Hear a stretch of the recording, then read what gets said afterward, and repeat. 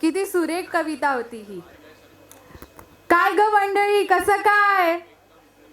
आम्ही विचारतोय पण उत्तर द्यायला एकाचाही आवाज नाही की आधीच काव्याच्या भारवलेल्या भावविश्वात गेलेत. हो ना, कसं होणार? कविता म्हणजे फक्त गहन विचार नसतो. ती प्रेमगीत ही असते, कधी जोशात आणणारी असते, तर कधी कधी हसवणारी असते. आणि हो, काही लोक कविता ऐकताना इतके हरवून जातात की त्यांना हाक मारली तरी उत्तरच देत नाही. म्हणजे माझ्या डोळ्यात तुझे प्रतिबिंब असं चालू असताना हाक मारली तर उत्तर एकच. हो काय? अगं हे इशिता, बोल ना. हो काय? बघितलं ना साक्षात उदाहरण. अरे सॉरी सॉरी. चला, असंच हसत हसवत कवितेच्या दुनियात हरूया आपल्या पुढच्या कवींच्या शब्दांमध्ये. तर स्वागत करूया श्रेया निकुंबे यांचं. माझे नाव श्रेया निकुंबे. माझी कविता मला वाटते सगळे प्रेमी खूप रिलेट करू शकणार. तर कवितेचं नाव आहे माझे मन.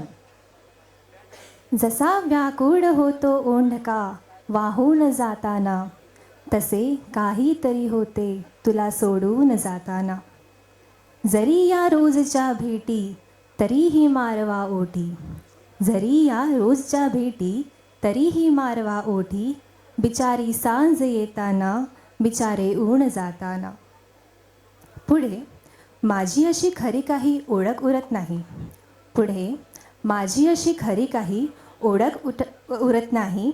मला भेटून लिहितो मी तुला भेटून जाताना. रित्या परडीसही येतो फुलांचा गंध नेमाने, रित्या परडीसही येतो फुलांचा गंध नेमाने. तसा मी घमघमत असतो तुला वेचून जाताना. तुझ्या कादंबरीमधले खुणेचे पान होतो मी, तुझ्या कादंबरीमधले खुणेचे पान होतो मी. तुला वाचून जाताना, तुझ्या वाचून जाताना. जसे की दूरचे गाणे मनाचे स्वास्थ्यही नेते, जसे की दूरचे गाणे मनाचे स्वास्थ्यही नेते. तशी पडतेस तू कानी जगा आडून जाताना, तशी पडतेस तू कानी जगा आडून जाताना. तसे काहीतरी होते तुला सोडून जाताना. थँक्यू.